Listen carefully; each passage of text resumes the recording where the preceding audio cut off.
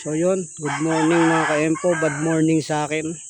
Hindi maganda nangyari sa ating kagabi. So nung nag-remit tayo kahapon, napainom tayo sa junk shop. Tapos, nung tayo pa uwi na, ay umandar yung ating barang. Kaya nagpahila na lang tayo sa tropa. Ayun pala, kaya pala ayaw umandar, pahiwatig na pala na huwag na tayo mag-drive dahil di na natin kaya. Yun, malaking aral to sa akin. Malaking aral, malaking ano to. Grabe nangyari sa akin kagabi mga ka-empo. So yan, nangyari nung naihatid na ako dito mga ka-empo. Ayan yung barang. Ay umandar yan kahapon. Hinila ako kahapon papunta rito. Nung makauwi ako dito, maihatid ako. O eto, nagsingle naman tayo. Hindi pa tayo nasiyahan sa inom. Bumalik pa ulit tayo doon sa bahay ng tropa. Napainom ulit. So yun na nga, doon na nangyari mga ka-empo. Ito naman yung gamit natin. Yun ang gamit natin ngayon po kagabi nung bumalik tayo. Di pa tayo nasiyaan sa inom, bumalik pa.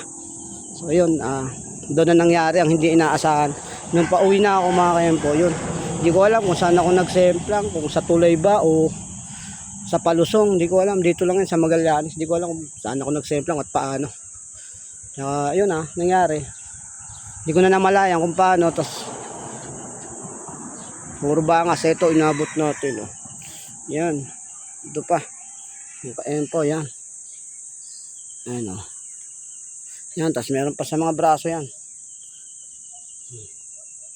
Mga braso, ito pa sa kabila. Ayan, hindi maganda nangyari. Yun, sana pulutan nyo rin ng aral na kapag nakainom na at nakauwi na, huwag nang babalik sa inuman. At saka magtira tayo ng pang-uwi para mas maganda.